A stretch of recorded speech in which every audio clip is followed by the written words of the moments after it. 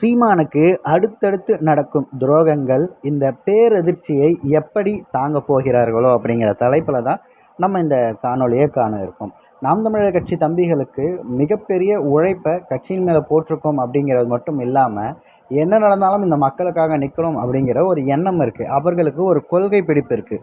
ஒருவேளை அந்த கொள்கை பிடிப்பு இருக்க நபர் கட்சியை விட்டு விலக்கப்பட்டாலும் கூட, கட்சியில் விலக்கப்பட்டவர்கள் பாசறை அப்படின்னு சொல்லி ஒரு பாசறையே ஆரம்பித்து அதுக்காகவும் சேர்த்து கட்சிக்காக உழைக்கிற நபர்கள்லாம் நம்மளால் பார்க்க முடியுது.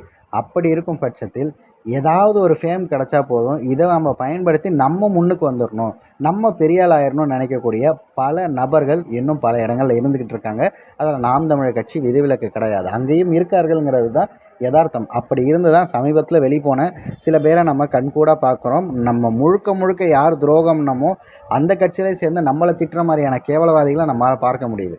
அந்த வகையில் நாம் தமிழர் கட்சிக்கு அடுத்தடுத்து வந்து பார்த்திங்கன்னா, நாச்சியால் சுகந்தி அப்படிங்கிறவங்க, ராஜவேல் நாகராஜன், பெரும் தமிழராக இருக்கக்கூடிய நம்ம அமீர் ஐயா இருக்காருங்க பார்த்திங்களா, அவர், அப்புறம் அரசியல் சாணக்கியர் அப்படின்னு ஒருத்தர் இருக்காருங்க. அதுதான் ஒரு மிகப்பெரிய அதிர்ச்சி. அவர் யாருன்னா சவுக்கு சங்கர் தான். அவர் இப்போ அனைத்திந்திய அண்ணா திராவிட முன்னேற்ற கழகத்தில் ஒரு மிக முக்கியமான பொறுப்பில் போய் உட்காந்துருக்காரு.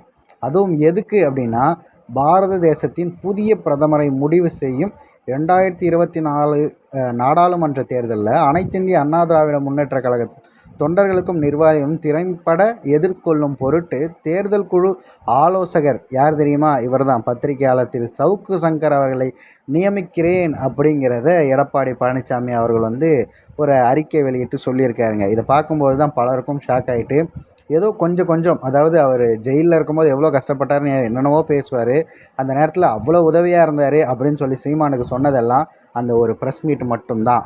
அதை மட்டும்தான் அவர் பேசுவார். அதே நேரத்தில் அவருடைய ஒரு பங்களிப்பு வந்து தான் கட்சி இன்னும் உயரப்போகுது அப்படிங்கிற ஒரு எண்ணம் துளி கூட நாம் தமிழர் கட்சிக்கும் சீமானுக்கும் கிடையாதுங்கிறத இந்த இடத்துல பதிவு பண்ணிக்கிறேன்.